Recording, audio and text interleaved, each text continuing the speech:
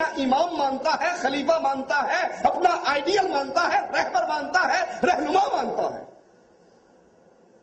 تم حق پر ہو یا امام معصوم ثانی اور ثالث حق پر ہے؟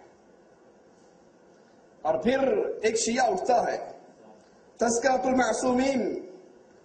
یہ ہمارے ہاتھ کے اندر ہے، جس کا رائٹر ہے سید علی نقی جونپوری، اس کو شائع کیا ہے ولی العصر ٹرسٹ ضلع جھنگ نے،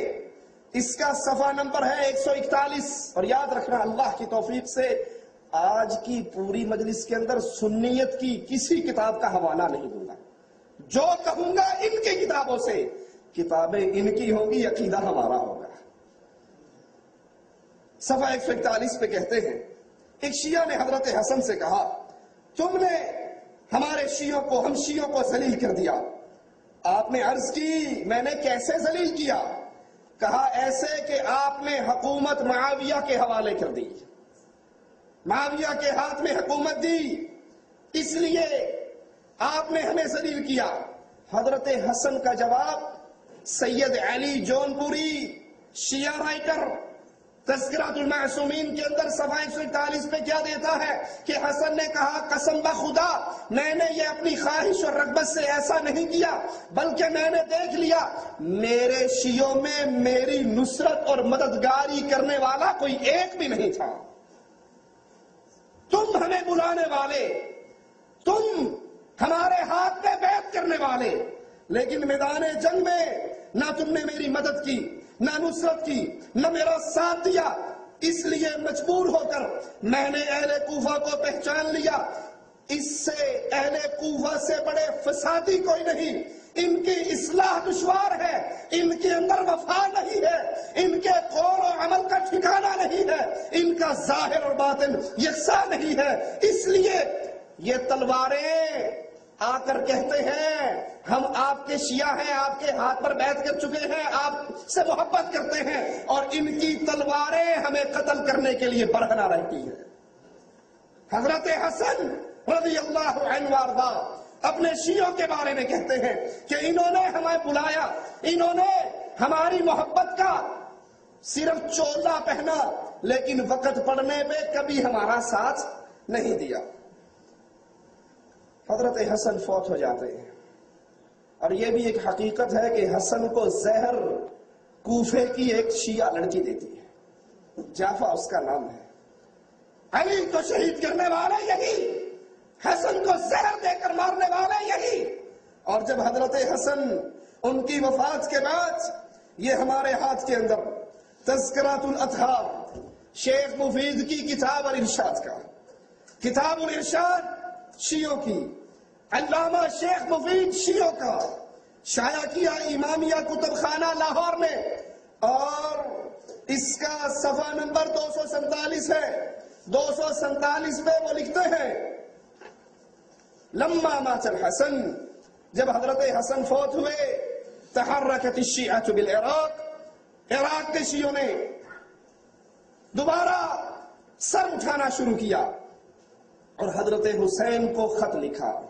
کتاب بھی تمہاری، مولوی بھی تمہارا، شیخ بھی تمہارا، مکتبہ بھی تمہارا، پریس بھی تمہارا، سیاہی بھی تمہاری، چہرہ بھی تمہارا۔ خط لکھ کر کہتے ہیں حضرت حسین کو کہ حضرت حسن نے معاویہ کی بیعت کی تھی، اب معاویہ کی بیعت کرنے والے حسن تو فوت ہو گئے، اے امام حسین علیہ السلام آپ معاویہ سے اپنی بیعت کو توڑ دیں۔ حضرت حسین کوفے کے شیعوں کو جواب دیتے ہوئے کہتے ہیں، میرے اور معاویہ کے درمیان ایک عہد و پیمان ہے،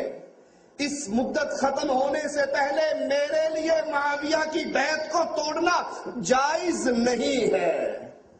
اگر معاویہ مسلمان نہ تھے بقول تمہارے، اگر معاویہ نعوذ باللہ ظالم تھے، فاسق تھے، مسلمانوں کے بیت المال کو انہوں نے ماں کا دودھ سمجھ رکھا تھا،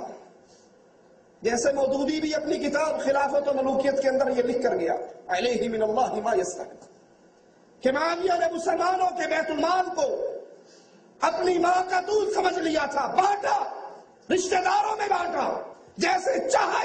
کیا۔ اگر معاویہ کے اندر اتنی برائیاں تھی تو بتاؤ جو اس ظالم فاسق کے کافر کے ہاتھ پر بیعت کرتا تھا وہ مسلمان کیسے ہو سکتا ہے؟ حضرت حسین جواب میں لکھتے ہیں معاویہ اور میرے درمیان عہد و پیمان ہے، بیعت ہے، اور میں معاویہ کی بیعت توڑنا جائز نہیں سمجھتا۔ حضرت معاویہ رضی اللہ عنہ وارضاہ کے خلاف حسین کو شیعوں نے ابھارا، لیکن حسین نے جواب دیا کہ معاویہ میرا امیر ہے،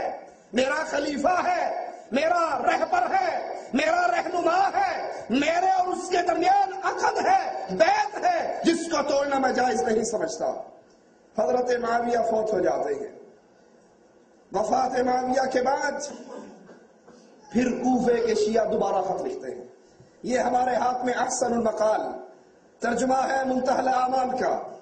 رائٹر ہے شیخ عباس قمی، ترجمہ کیا سید صفدر حسین نجفی نے، شائع کیا امامیہ کتب خانہ حیدر روڈ اسلام پورہ لاہور میں۔ اس کے صفحہ 358 کے اوپر 398 کے اوپر اس بات کو نقل کرتے ہیں کہ جب حضرت معاویہ فوت ہو گئے تو فوت ہونے کے بعد پھر دوبارہ خط لکھا، اور خط لکھ کر کہا اے امیر المومنین، معاویہ تو فوت ہو چکے ہیں، اب خط آنے شروع ہو رہے ہیں۔ ایک ایک کا نام لے کر حضرت حسین ان خطوں کو اپنے پاس رکھتے ہیں کہ آپ نے معاویہ کی بیعت کی تھی، اب معاویہ فوت ہو چکا ہے، معاویہ کے فوت ہونے پر ہم آپ کو دعوت دیتے ہیں۔ شیخ عباس قمی رائٹر ہے، احسن المقال کتاب کا نام ہے، امامیہ کتب خانہ اس کو چھاپتا ہے کہ ہم آپ کو دعوت دیتے ہیں، کوفے میں تشریف لے آؤ، اور آپ نے یزید کی ولی عہدی کی جو بیعت کی تھی وہ توڑ دو۔ سوچئے ان ذاکروں کے قول کے مطابق نعوذ باللہ اگر یزید شرابی تھا، یزید زانی تھا، یزید پلید تھا، یزید کافر تھا، سنا نہیں آپ نے؟ آج کل کے ٹیلی ویژن کو کھول کے سنیے کیا کہتے ہیں، قتل حسین دراصل مرگ یزید ہے، اسلام زندہ ہوتا ہے ہر کربلا کے بعد، یزید ایسا تھا، یزید ویسا تھا۔ اگر یزید ایسا تھا تو حسین نے 10 سال تک اس یزید کی ولی عہدی کی بیعت کیوں کی تھی؟ امام معصوم کا غلطی نہیں کرتا، امام معصوم تو وہاں سے پیتا ہے جہاں سے نبی پیتے ہیں، امام معصوم پر تو فرشتہ نازل ہوتا ہے، تو اس امام معصوم نے زانی شرابی قاتل جواری کے ہاتھ پر بیعت کیوں کی؟ خطوط لکھتے ہیں۔ اور یہ تذکرۃ الاطہار کتاب الارشاد شیخ مفید کی، اس کا صفحہ نمبر 282 ہے، اس 282 پر بھی انہی خطوط کا ذکر شیخ مفید جو شیعوں کا شیخ ہے، کتاب بھی شیعوں کی چھاپنے والے بھی بولو، کہ حضرت حسین کوفیوں سے مخاطب ہو کر کہتے ہیں میں تمہارے پاس اپنی مرضی سے نہیں آیا، تم نے مجھے خط بھیجے،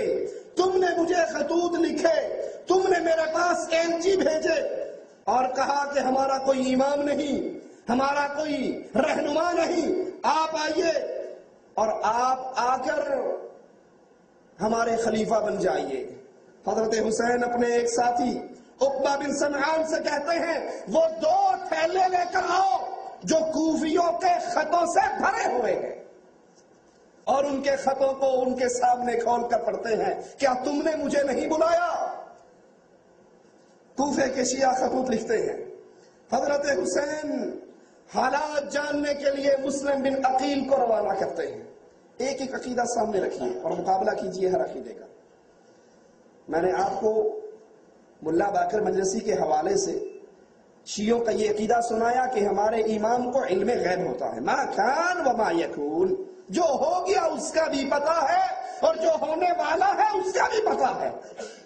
جس امام کو اتنا علم غیب ہے، بلکہ جعفر صادق کے نام ایک جھوٹ کی روایت بیان کرتے ہیں کہ انہوں نے کہا جو مردوں کی پشتوں میں ان کی اولاد ہے اور جو ماں کے پیٹوں میں ارحام کے اندر ان کی اولاد ہے، امام معصوم کو ان کا پورا